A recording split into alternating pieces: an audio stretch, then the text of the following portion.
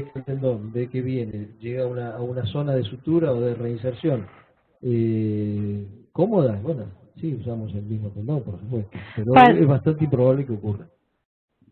Ahora, es interesante ver la foto de la técnica que está descrita sobre ese alargamiento, y finalmente ese alargamiento funciona como un injerto de tendón. Totalmente, claro, por Entonces, eso lo ese traigo. alargamiento, la verdad que ese alargamiento me parece que no tiene, porque el problema en ese alargamiento no está en el cabo proximal, donde una vez que ya uno hizo esa Z, esa incisión en Z, el cabo proximal es un buen cabo para hacer una sutura, un pulvertap, lo que sea. El problema es el distal, donde uno tiene que hacer una sutura de un tendón que hace 6 meses que está retraído y fibrótico. Entonces, ante esa situación de alargamiento, ante esa elección, me parece que tomar un injerto nuevo me parece que permite sobre todo el problema de la sutura distal. Los alargamientos me parece que son mejores desde el punto de vista biológico cuando uno puede hacerlos intramuscular, entonces sigue siendo un alargamiento con un tendón vascularizado. Ok, bueno, vamos a ver un poco qué encontramos nosotros.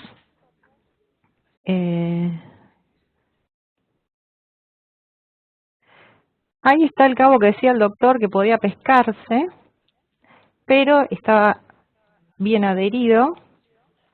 Y lo que decidimos hacer es puentear la eminencia tenar, tomar un flexor profundo del índice que está con una amputación en este caso, usar el tendón viejo previa tenolisis para enhebrar la transferencia y hacer una reinserción, enhebrarlo por la polea que había quedado y hacer una reinserción con un pull-out.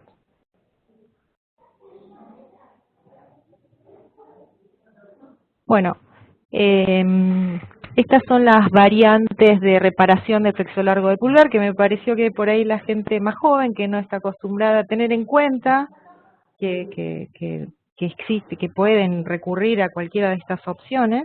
Y comentarte, Sí, ¿qué preferís, usar un pull-out así con un botón o usar un arpón?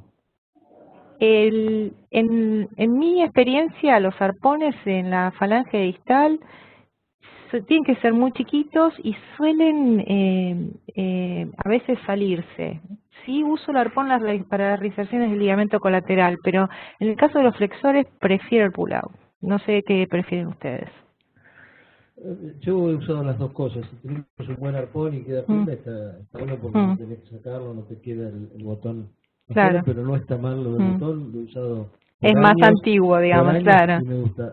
Una anécdota hace un tiempo para reparar un ligamento, estaba operando, me ayudaba uno de los fellows y le digo, ¿tenemos arpón para este?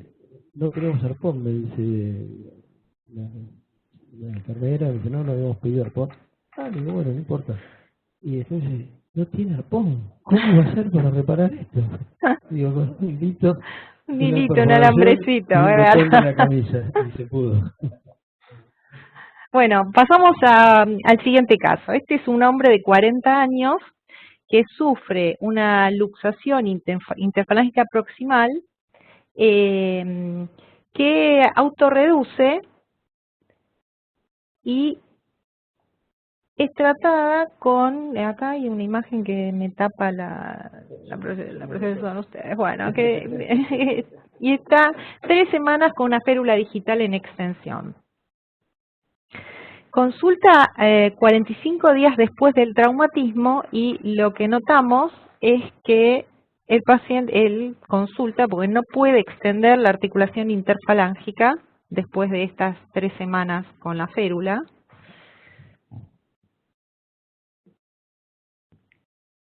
¿Qué necesita hacer? Ahí está. Y tiene una movilidad pasiva activa de menos 80 a 100, o sea, casi nada de extensión, y tiene una movilidad pasiva de menos 10 a 100. ¿Qué opinan de esto? ¿Es frecuente que después de una luxación tengamos esta situación después? ¿Cómo puede uno prever esto? ¿Cómo puede tratar al paciente para que no suceda esto después? No es una lesión frecuente. No es una lesión frecuente, pero es una lesión que uno debería evaluar, si bien es infrecuente, uno debería evaluar sobre todo por el mecanismo y por la placa inicial donde se ve el gran desplazamiento que tiene. Habitualmente en estas lesiones, cuando uno reduce y reduce en extensión la interfalange proximal, es muy frecuente ver lo que pasa, que vos mostrás en la foto, que el dedo automáticamente cae y no hay ninguna capacidad activa de extenderlo. Entonces, me parece que ante esa situación y esa evaluación, el tratamiento debe hacerse de manera aguda, que es de la avulsión de la bandeleta central o de la ruptura de la bandeleta central. ¿Y qué harías en agudo? ¿Operarías a este paciente o le harías un tratamiento incruento más prolongado? ¿O pondrías, qué harías en agudo si La verdad notas? que si uno se basa en la teoría, las rupturas de los extensores se tratan de manera cerrada y las secciones se tratan de manera abierta. Sin embargo, esta lesión yo dudo que vaya a reconstruirse de manera suficiente si uno no hace, si uno no explora, porque una cosa es una avulsión y otra cosa es una ruptura. Entonces, yo lo trataría de manera quirúrgica. Doctor Cosentino. Sí, de acuerdo. Y bueno, y esto fue lo que ocurrió. Fíjate que estuvo 45 días en extensión. Se supone que el tendón extensor Estuvo 3 mediano, semanas con la férula del paciente, o sea, pero bueno, pero yo estoy de acuerdo con lo que dice Jorge, que ante esa imposibilidad habría que repararlo quirúrgicamente. o sea que cuando un paciente tiene una luxación interfalángica proximal, sí o sí debemos chequear Si no tiene una avulsión. si no tiene una del tendón. avulsión. ¿Eh? Sí. Sí, claro. Sí. Si no tiene, claro. Si no tiene, si tiene una luxación volar, hay que chequear si no tiene una ruptura o una lesión de la bandeleta central antes de hacer el tratamiento, porque el tratamiento incruento ustedes creen que no sería suficiente para que se reinserte la Y bandeleta. eso que no, de todas maneras, si uno sabe, con los huellas que hará, sabe lo que está pasando y quiere darle una chance, se puede reparar esto quizá un tiempo después, pero yo creo que, como dice Jorge, hay que repararlo en la duda. Y a esta altura estamos a 45 días y esta es la situación de este paciente. ¿Qué harían, qué piensan, qué plan tienen para mejorar esta situación? Yo Sí. lo trataría como un butonier, pero no con un acortamiento del tendón, sino con una reinserción del tendón central y un aflojamiento de las bandeletas laterales para que no se luxen hacia la palma. Lo vería ahí sobre la marcha si hace falta, ¿no? Jorge. Sí, totalmente de acuerdo. Creo que a 6 semanas uno puede todavía reinsertar ese tendón que se arrancó y evaluar en el momento, como dice el doctor Cosentino, evaluar en el momento la retracción o la subluxación que pudieran tener las bandeletas laterales. Pero reduce a menos 10, o sea que me parece que probablemente no sea necesario. Y si hiciera falta, habría que relajar los ligamentos retinaculares transversos, relajar el oblicuo del ASME y llevar las bandeletas hacia arriba, reparando las fibras espirales. Pero coincido, con ese grado esos grados de movilidad probablemente no haga falta nada de eso. Ok, o sea que de hacer alguna plástica, usted haría una plástica con las dos bandeletas laterales, tipo Littler. Sí, pero probablemente no hiciera falta, probablemente uno pudiera usar el tendón, todavía el tendón extensor mediano. A mí me gusta hablar de tendón extensor mediano y no de bandeleta central, porque si no son muchas bandeletas, bandeleta lateral, bandeleta central. A mí me gusta llamar tendón extensor mediano al que se inserta en la base de la segunda falange y tendón extensor lateral a las bifurcaciones. Y las bandeletas son las que vienen de los intrínsecos y forman, se va a confundir esto. El tendón extensor mediano para mí es tendón extensor mediano. el tendón extensor mediano da una bandeleta lateral que unido a la otra bandeleta lateral que viene del intrínseco da un tendón extensor lateral. Con respecto a la plástica de lo que estás preguntando, me parece que las plásticas que uno utiliza, las bandeletas laterales, son plásticas para la deformidad crónica, cuando hay un problema, cuando se produjo la deformidad butoniana, porque esas bandeletas laterales están implicadas dentro de esa deformidad. Ahora, en esta lesión, que es una lesión aguda, o subaguda, que lleva 6 semanas, el problema está básicamente en la bandeleta central. Entonces, las plásticas para poder, si no llegase a la reinserción, que yo pienso igual que el otro Cosentino que podría llegar, las técnicas son la de reconstrucción de esa bandeleta central. Y la reconstrucción, si bien hay algunas técnicas que usan las bandeletas laterales, me parece que hay otras técnicas que toman un hemitendón del mismo extensor, replegado sobre sí mismo para reinsertar cuando hay un déficit hasta la inserción de F2. Sí, lo que está claro es que esto es una lesión de la bandeleta central, pero todavía no desarrolló el butonier porque no hay un componente de hiperextensión distal, o sea que no es tan crónico como para tener adheridas las dos laterales, ¿no? Bueno, vamos a avanzar un poquito en esto y ¿qué opinan? Este anillo debería estar puesto al revés, de este tipo de inmovilizaciones, con dos anillos invertidos o con férulas dejando libre la interpelángica distal. Creo que esto, cuando hablamos del tratamiento en agudo, ya lo consideraron, como que esto no es suficiente para que pegue la bandeleta central, porque hay muchas publicaciones que dicen que esto hay que tratarlo de manera incruenta, ¿no? Sí, lo que pasa es muy interesante, porque en realidad yo te digo que yo lo operaría, probablemente porque es demasiado infrecuente y cuando uno ve las lesiones de la bandeleta central que trata de manera incruenta, la verdad es que nunca ve este grado de déficit de extensión. Entonces, me parece que esto amerita. Exacto, es un patrón. ¿Por qué? No lo sé explicar, pero es un patrón de una lesión que raramente evoluciona satisfactoriamente con un tratamiento incruento. A diferencia de cuando uno sospecha una lesión que tiene un déficit de extensión, pero tiene un déficit de extensión no de 80 grados, donde hace un tratamiento de la lesión de manera incruenta para evitar la deformidad butoniana. Sí, yo creo que esto hay que interpretar como una lesión por abulsión del tendón extensor mediano y no es un butonier ni agudo ni crónico. Yo estoy totalmente de acuerdo que la deformidad en butonier, la primera opción del tratamiento es incruento, es perulaje y rehabilitación. Pero, como dice Jorge, este dedo está muy caído, tiene una abulsión importante y si uno no lo lleva de nuevo a su lugar va a ser muy difícil que consiga una extensión aceptable. Ok. Repasando un poco algunas de las posibilidades para rehacer una bandeleta central, acá está esta técnica de Matev usando una lateral, la de Littler subiendo arriba las dos laterales, la de Urbaniak que hace un triangulito y lo repliega hacia proximal, y esta que es muy interesante, que es la de Amat del 2009, que usa una bandeleta flexor superficial, la deja insertada en F2 y la sube como para hacer una bandeleta central nueva, transósea.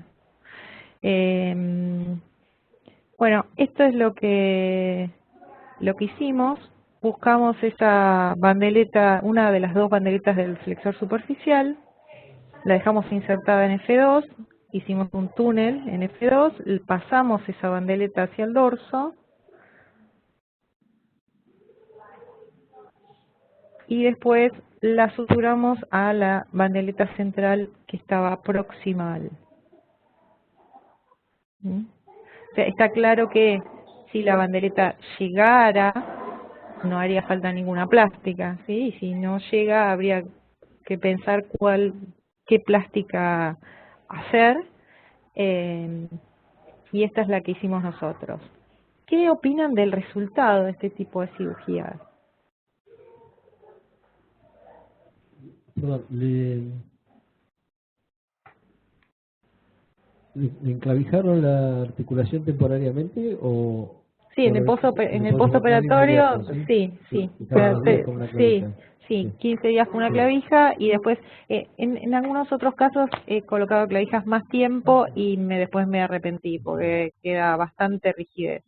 Pero entre 2 y 3 semanas y después ejercicios muy suaves, de a poco, para ir rehabilitando. Con respecto al resultado de todas las cirugías del aparato extensor, sobre todo a nivel interfalángico proximal, son aleatorias. Si operar unos tendones flexores a ese mismo nivel es difícil, pero uno puede reconstruir la anatomía y después con una buena rehabilitación reconstruir el aparato extensor, no importa qué técnica uno utilice, es muy complicado y nunca los resultados son eh, demasiado buenos, por lo menos en nuestras manos. No, estoy totalmente de acuerdo. Lo que sí creo que la diferencia entre esta lesión y las lesiones de la deformidad butonier crónica, esas son completamente aleatorias, depende de la técnica, una u otra técnica, pero esta me parece que uno puede obtener un mejor resultado. El resultado que tuviste es muy bueno en extensión y está un poco limitado en flexión, pero en extensión es muy bueno. Claro, igual está bueno advertir al paciente que siempre este tipo de cirugías dejan algún déficit de movilidad en la interferencia proximal, ¿no? Para no tener Yo le problemas advertiría al después. paciente que el tipo de lesión que él tuvo deja algún déficit, no la cirugía que nosotros vamos a hacer. Bárbaro, eso tomo nota. Es una buena aclaración. Con respecto, bueno, esto saliéndose un poco del tema, con respecto al Butonier, dicen que una vez se reunieron cirujanos de mano ingleses y franceses, y ustedes saben que a los franceses les gusta poco utilizar la nomenclatura inglesa y viceversa. Pero llegaron a la conclusión que no había ninguna palabra inglesa que superara al Butonier para denominar esta deformidad y que no había ninguna palabra francesa que superara al mallet finger para la otra deformidad. Bueno, tenemos una pregunta del auditorio que dicen que tienen un paciente con una lesión de ambos flexores, del segundo y del tercero dedos, en un bebé de 8 meses, con 20 días de evolución. Así que, ¿quién quiere dar el primer consejo? Lesión de ambos flexores, segundo y tercer dedo, en un bebé de 8 meses, de 20 días de evolución. Hay que hacer la sutura de los dos tendones, no injertos ni transferencias para un bebé, hay que hacer una sutura directa y después dejarlo en un yeso. Es imposible utilizar ningún sistema de ferulajes o de rehabilitación activa o pasiva asistida y bueno, y que Dios lo encamine. Jorge. Sí, totalmente de acuerdo. Sutura y yeso braquidigital, porque hay que cubrir toda la mano por 5 semanas y después a dejarlo libre, que es usar la mano y ver cómo evoluciona. Sí, es aconsejable en los chicos hacer yesos braqui en bastante flexión de codo, porque si no se lo sacan como si fuera un tubo, ¿no? Entonces, pero está claro que ningún método de rehabilitación temprana tiene cabida en los chicos. Bueno, vamos a avanzar con otro caso. Este es de una mujer de 32 años que sufre una herida en el pliegue de flexión de la muñeca 2 meses atrás, que fue tratada en otro centro, y cuando la revisamos encontramos que hay hipoestesia en el área del mediano, con un S1, con músculos tenares normales, con M5, un tíner positivo para mediano, 2 centímetros a distal de la herida.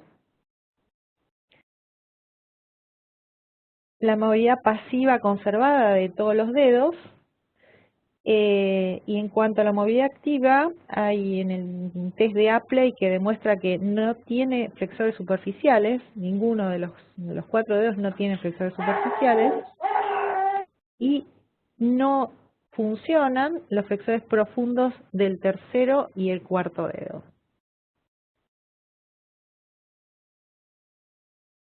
Esta paciente viene operada de otro centro y viene con este cuadro. ¿Ustedes la operan? ¿No la operan? Bueno, en principio me alegro cuando la recibo que no le funcionen los tendones flexores, porque eso me da motivo para decir, bueno, no importa qué pasó, hay que operarla así y ahora. La situación difícil sería al revés, si tuvieran todos los tendones flexores funcionando y tuviera esa hipostesia en el territorio del mediano. ¿Qué pensamos? ¿Que estuvo bien operada, que solo le falta tiempo, o no, o lo abordamos? Bueno, creo que todo depende un poco de cuál sea el centro en el cual fue operada, si podemos comunicarnos o no con el médico que lo operó para que nos cuente, y en ese caso decidiríamos si esperar o no. Pero teniendo tendones flexores al mismo nivel que el nervio mediano no funcionante, sí, la opero sin ninguna duda y no esa misma tarde, pero rapidito. Sí, Jorge, la sospecha tuya con respecto al mediano, ¿cuál es? Porque la lesión es a nivel de la muñeca y tiene tenares normales. Tiene una lesión parcial. Si tiene todos los tenares funcionando, ¿no? Si tiene todos los tenares, incluyendo fundamentalmente lo que es el oponente, considero que es una lesión parcial. Entonces, tu idea cuando vas a quirófano es ¿qué tendrías que hacer? En ese momento hay que hacer, si sospecho eso, primero nos vamos a encontrar con el tiempo que lleva la mujer, nos vamos a encontrar con una broma importante. Si fue reparado, será una broma en continuidad; si no fue reparado, va a ser una broma de amputación.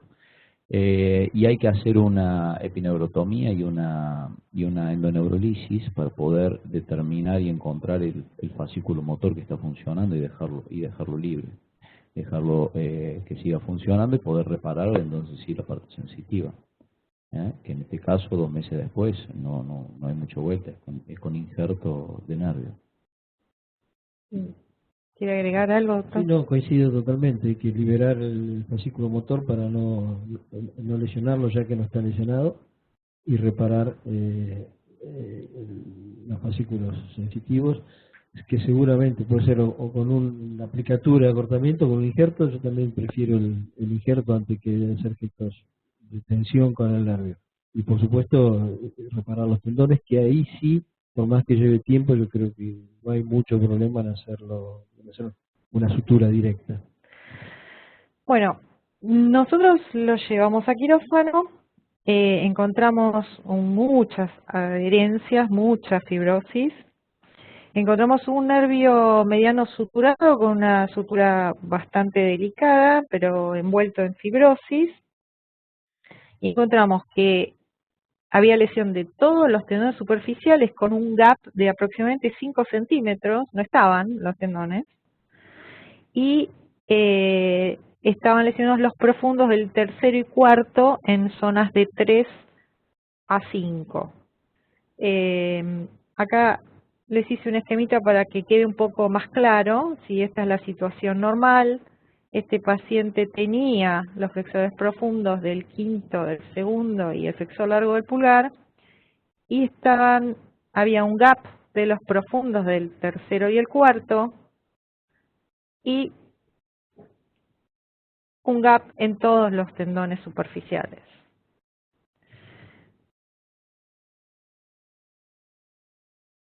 ¿Qué harían ustedes con esto? Primero, es bastante raro tener un gap tan grande. Una sí, brecha tan grande, de lo que deduzco que claro, hay mano del cirujano claro, previo, ¿no? Ahí, en el pliegue de la claro. muñeca, uno esperaría encontrarlos ahí, o 1 centímetro, no mucho más que eso. Encontrándonos con esta situación, lo que haríamos es un injerto de tendón, dejaríamos los superficiales sin reparar y utilizaríamos esos tendones superficiales para hacer un injerto de los 2 profundos que faltan. Jorge. Sí, Totalmente de acuerdo. Los superficiales no repararía y haría injerto de tendón en los tendones, los profundos que están faltando, que tienen ese gap. Ya que aparte estamos en zona 3 a 5, que es una zona donde esperaríamos un buen resultado de esos injertos. ¿Cuál es? Sí. Perdón, si no encontrábamos ese faltante, esa brecha, por ahí repararíamos todos, superficiales y profundos, pero no tiene sentido entrar a buscar injertos o cosas para saltar una brecha de 5 centímetros de tendones superficiales. Sí, para los profundos, por supuesto. En su experiencia, ¿cuál es la consecuencia para un paciente no tener ningún flexor superficial? ¿Cuál es el problema? ¿Qué discapacidad o qué problema tendría? Primero, no le puedo hacer una operación del lazo si tiene un problema cubitano. Va a depender de la actividad del paciente. Hay pacientes que requieren, sí, pacientes que son músicos que requieren el uso de... Exactamente. Y por otro lado, en pacientes laxos con falta de flexores superficiales, a veces uno puede ver la deformidad en cuello así. O sea que si no tiene... De todas maneras, los tendones, por la deformidad, los tendones a ese nivel hacen una adherencia que impide que se vaya el cuello de cisne. Sí, claro. Coincido en algunas actividades en especial, algún tipo de instrumentista de algún tipo de instrumento y deportistas como escaladores, ese tipo de que utilizan los dedos con algunas garras particulares. Y en lugar de, ustedes ambos harían injertos de tendón con restos de superficiales en los dos profundos. Sí, ya que los tenemos ahí, ¿no? ¿Y alguno haría transferencia de término lateral, de profundo del cuarto al quinto y del tercero al segundo? No, yo no. Por la zona de la zona de sección y la zona del defecto es una opción. Es una opción técnica que uno puede utilizar, pero en esa paciente con ya un defecto tan marcado me parece que el resultado del injerto tendinoso sería superior, así que no dejaría de hacerle los injertos de tendón, pero sigue siendo una opción hacer las transferencias. El problema es que si uno hace las transferencias, uno tendría que hacer de 4 a 5 y de 2 a 1, y uno pierde la independencia completamente, de 3 a 2 y uno pierde la independencia completamente del índice.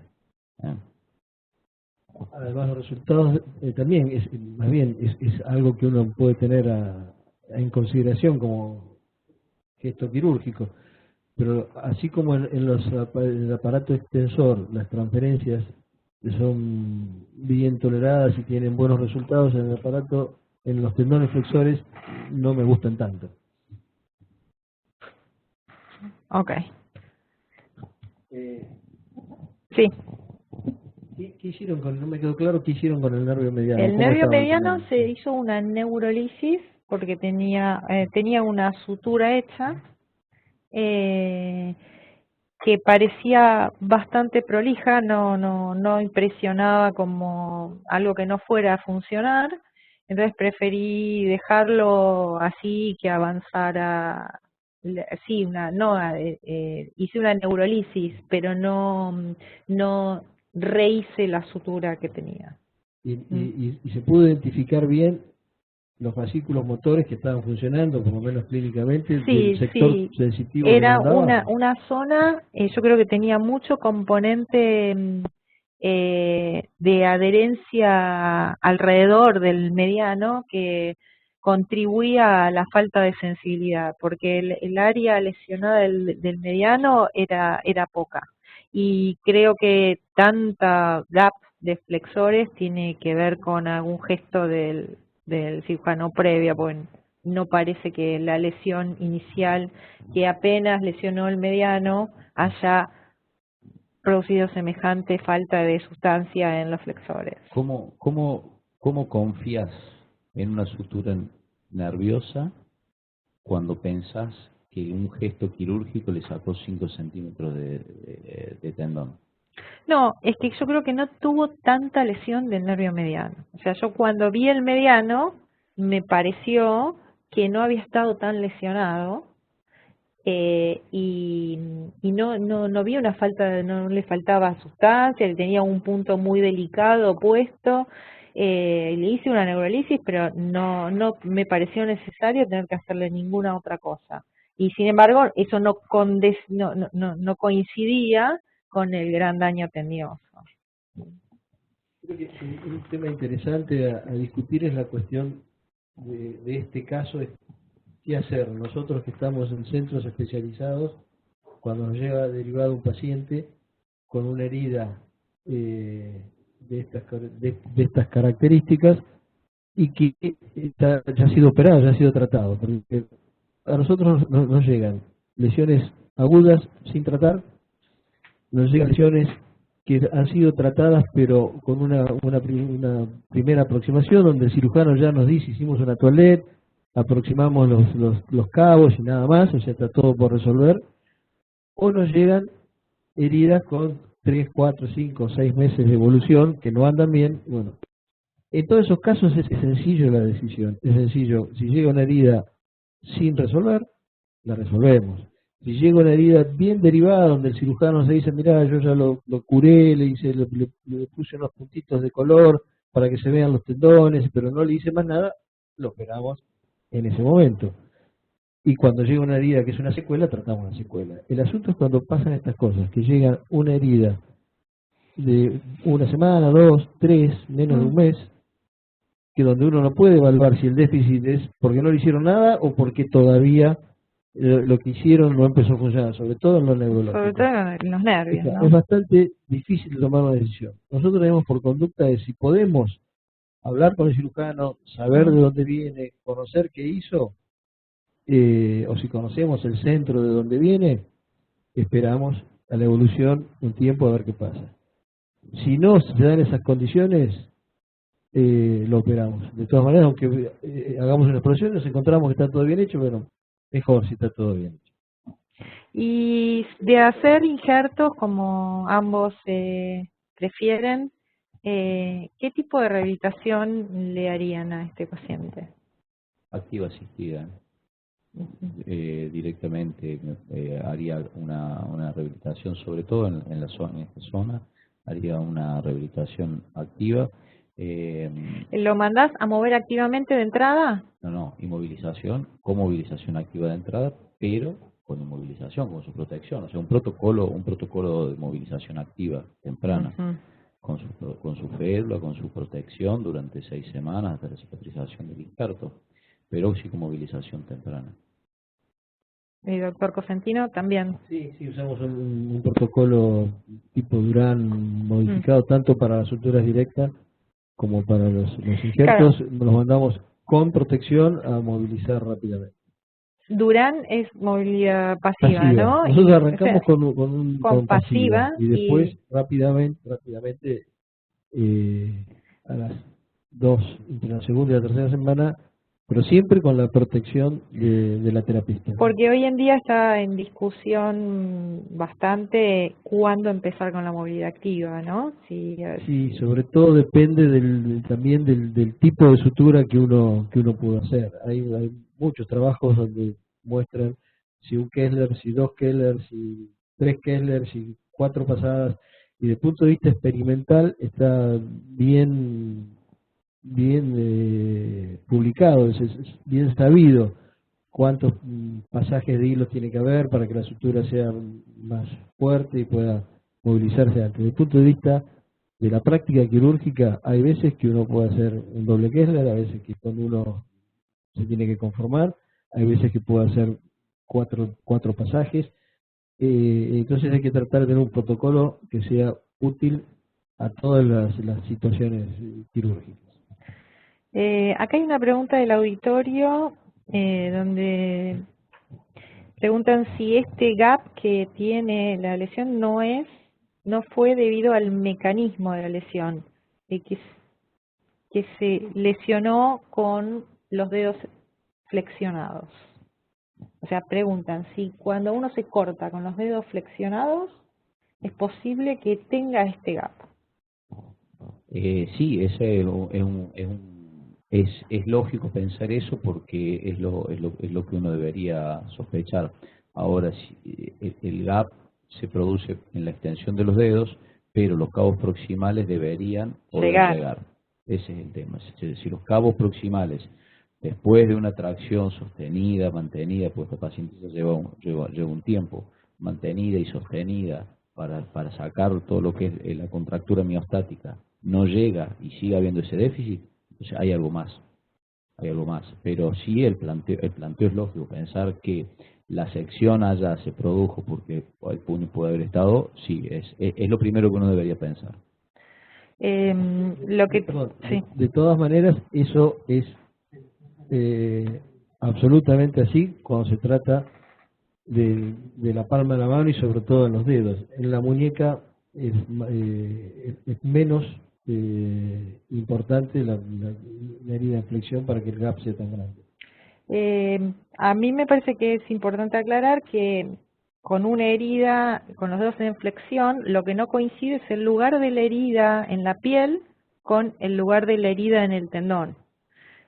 Pero no tiene por qué haber un gap. O sea, si el gap es porque falta sustancia. Si la herida fue cortante, no falta sustancia. O sea, si no fue con una moladora, con algo que rompa tejido.